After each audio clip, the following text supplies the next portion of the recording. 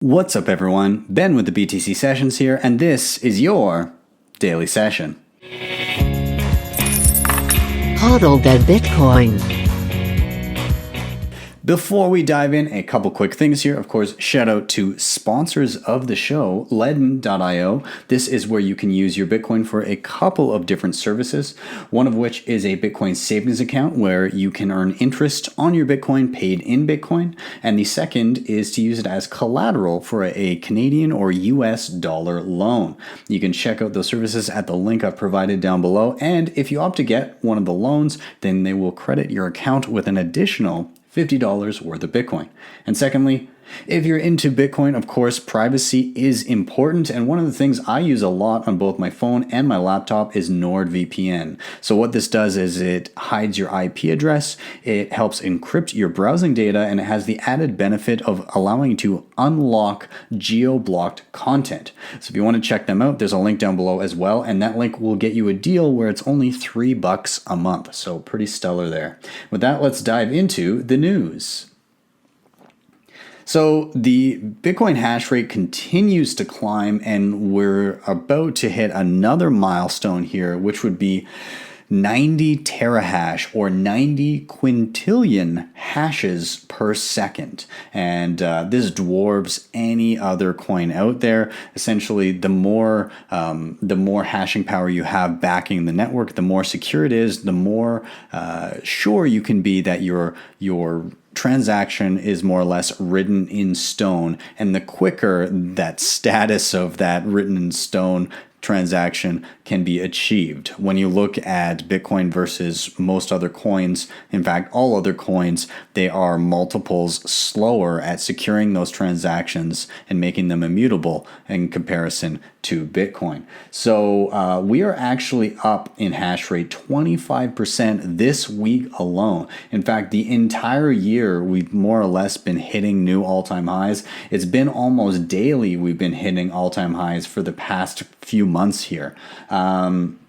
Now, typically, if we look in the past, price does tend to follow the hash power. And that's a quote here from Max Kaiser, price follows hash. And I can't disagree with him. The other thing about the hash power going up is that this is kind of forward looking, because when hash power is going up, that means that large operations are sinking tons of capital into building their operations. And that's kind of them staking their reputation and their money and their capital on the fact that they believe the Bitcoin network will continue to grow and the price of Bitcoin will continue to appreciate. So they're essentially taking a long bet on Bitcoin by doing this. So miners are, at least right now, feeling very, very bullish. Now, we did see a drop in hash rate last year in 2018, and then it began to kind of taper off and then recover. And it was the first hash rate drop we'd seen in quite some time. So since then, again, we've more than surpassed previous all-time highs, even from late 2017 when it was ridiculous and we were hitting the all-time highs in price. So a couple little quotes here. So first of which is from Samson Mao, the CSO at Blockstream. He says, "The race to mine the last 3 million Bitcoin will keep hash rate growing rapidly for the next few years." And then from Max Kaiser here, he said, "Bitcoin hash rate continues a strong upturn. Price follows hash. Chaos as UK melts down, bringing in panic buys from Brits reportedly." So yeah, I mean, in general, having the network become more robust with more miners is a good thing, and I'm happy to see it. Let's move on. I actually got this as an update in my email, and so I had to kind of look. I didn't see it anywhere else on Twitter or anything, but it's on here on the Trezor blog. And so I do use Trezors along with Coldcard and Ledger. I like to kind of mitigate my risk across multiple hardware wallets, but Trezor has just implemented something on their Trezor 1, which I've done a video on. I'll include that in the links down below. But the backup of your passphrase, you can now do something called Shamir Backup. And so what this is instead of creating a 12 or 24 word recovery seed, so that if your device is destroyed or wiped or anything, you need to recover your funds, you typically just input that single phrase into your device. Well, what this does is it allows you to break up your seed into multiple pieces of 20 words each. And you can actually set up a 3 of 5 or a 2 of 3 kind of multi-sig type situation, but with your backup phrase. So what would this look like?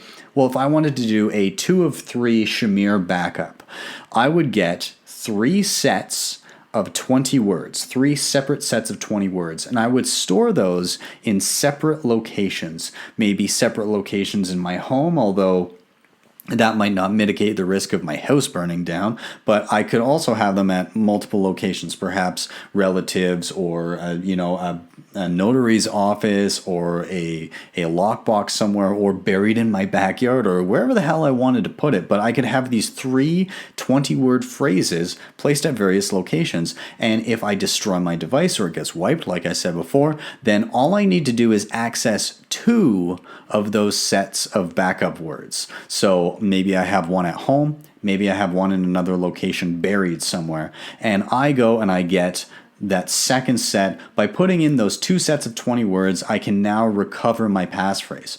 So why might one do this? Well, again, it mitigates the risk of somebody getting a hold of your backup phrase. And to me, that's always been kind of the scariest part of backing up a hardware wallet, is that, if you've got it written on a piece of paper, that's kind of it. If somebody gets that piece of paper with your written phrase, you're done. Unless, of course, you've allocated a passphrase on top of that, which you can do and is advisable. But this just kind of takes it to the next level, where somebody gets that piece of paper with your words on it. Well, it's useless because you need one of 2 others that are at locations that they may not be privy to. So kudos to Trezor for rolling out Shamir Backup. I look forward to testing it out. And again, it's just, again, the moving forward of self-custody models for people to partake in. There's lots of different ways to do it, and it continues to be built out and built upon. So wonderful to see all around. Let's move on here. So Bitmex congratulates Binance on plagiarizing its futures platform doc. So what happened here is you had kind of this tongue-in-cheek tweet from Bitmex, and they said, "Congrats on the testnet futures launch, Binance. Glad to see you enjoyed reading our documentation as much as we enjoyed writing it." And what followed was screenshots of the auto deleveraging platform from Binance, and then the screenshots of the same from Bitmex, and it's literally word for word. And then also CEO Arthur Hayes tweeted out this funny tweet. He said, "Can I copy your homework? Yeah, just change it a little bit so it doesn't look too obvious with this, the old artwork." This happened a few years ago where somebody tried to touch up a photo and it just looked awful. Anyways, the Binance CEO, CZ, was quick to reply. He said, "Shame on us," with a laughing face. "Sorry about that. We missed this in the DD process before the acquisition. We didn't read the Bitmex docs ourselves. We will fix and remove it ASAP." And people were quick to say, nice of somebody to just be straightforward and say, "Yeah, you know what? We didn't do our due diligence. We should have gone through and made sure." But yeah, I mean, funny, but it seems to be resolved now.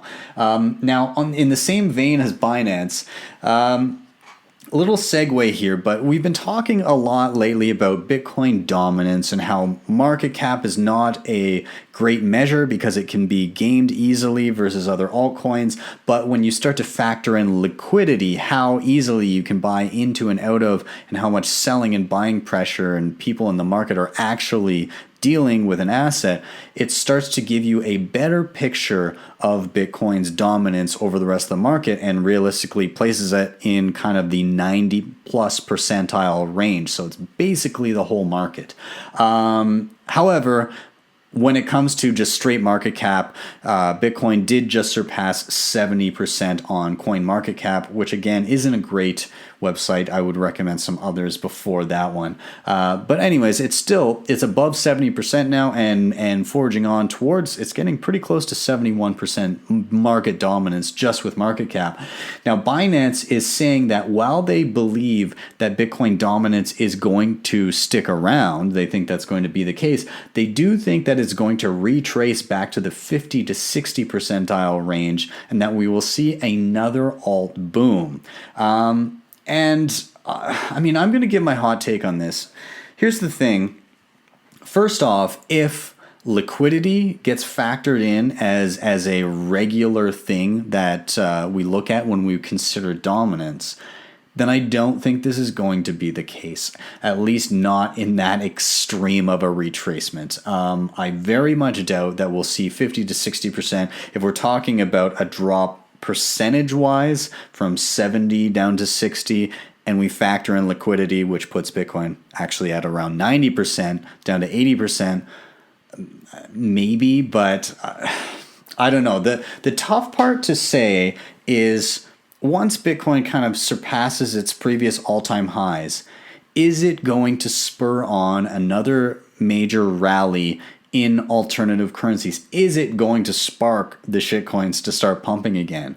And that I'm unsure of, because a lot of people thought that the ICO boom would keep going and that would be the next thing, and that has basically fizzled out to, who does an ICO anymore, right? And then there was also the narrative of, well, we're just going to get forks upon forks of Bitcoin, and it's going to continue to be just like a shitcoin dividend to anybody holding Bitcoin. But we very quickly learned that that was not the case either, because there was Bitcoin Cash, which gave everybody a nice dividend that they were able to dump, and hopefully they did before it dropped down to the levels it's at now. But after that, there was Bitcoin Gold, which if you were sold quickly, then you made some money on if you dared to touch it. And then basically every other Bitcoin fork, it literally has not been worth moving and potentially compromising your private keys of your Bitcoin to access some of these other forks, because you'd be getting pennies or maybe a couple bucks on a single Bitcoin. And it just, when you're putting that kind of capital at risk moving it, why even bother? And so I almost get the feel that we're beyond some of that hype. Not all of it. I think that there will still be obviously coins that pop up and just irrationally blow through the roof. But I do wonder if altcoins in general are kind of through their heyday when it comes to people questioning whether or not Bitcoin is going to be the one. If we do see another one of those crazy, absolutely irrational altcoin markets where just everything is pumping, my bet would be that it's not going to be the same coins that were around in 2017. In fact, I very much wager that it wouldn't be them. It would be a whole new host of coins that either have just barely started or don't exist yet. And the same thing will happen to them in the next bear market as happened to all altcoins in this bear market. I honestly think if that happens, it'll just be a rotating kind of revolving door, in with one and then back out, and just new coins that claim to be improving upon a feature that Bitcoin is working on, just more slowly and consciously and carefully. If I had to guess what some of those issues would be, well, we've already seen scaling, and that is gradually here being proved null and void. We've already seen smart contracts, and now we're starting to see, we can actually start to do some of this stuff with things like mini script. And I mean, Bitcoin is smart contracts. It's just expanding upon that with either mini script or side chains or things like RGB protocol. That's happening too. My next thing that I think will probably be the driver for a few of these pump and dumps in the future will be privacy. And people are going to argue that could be the next battleground for forks as well. Because realistically, some people are going to say at all costs, we should have privacy on the base layer. But others will be saying, hey, it's not worth it if we obfuscate the coin supply, because that's the value proposition of Bitcoin, that it is sound money and it's immutable. And if you start to hide how many coins there are, then you can never be sure that there wasn't some sort of inflation bug, right? If somebody were able to find an exploit and take advantage of that and start pumping the supply, and we couldn't see the supply and it wasn't completely transparent, then it would be too late by the time anybody realized it. And so that's kind of the direction I lean. I think we can achieve privacy through alternative means, through things like CoinJoin, through secondary layers like Lightning. I mean, you can't see really anything on Lightning as far as who's getting what and where it's going and how much it is. So I think that's the answer that will end up pushing it to secondary layers, but the narrative will be it needs to be base layer, and because of that, you'll see other coins possibly do well if there is another major alt rally. But I think in the end, it'll come back down. But what do you think? Do you think that there's going to be another crazy alt bubble? Do you think it'll fizzle again? Do you think it'll be the same coins that pumped before? Do you think it'll be a whole host of new coins? Do you think it's going to be a revolving door? Give me your thoughts on that. I'm curious to hear what you guys all think. And with that, I'm going to wrap up, you guys.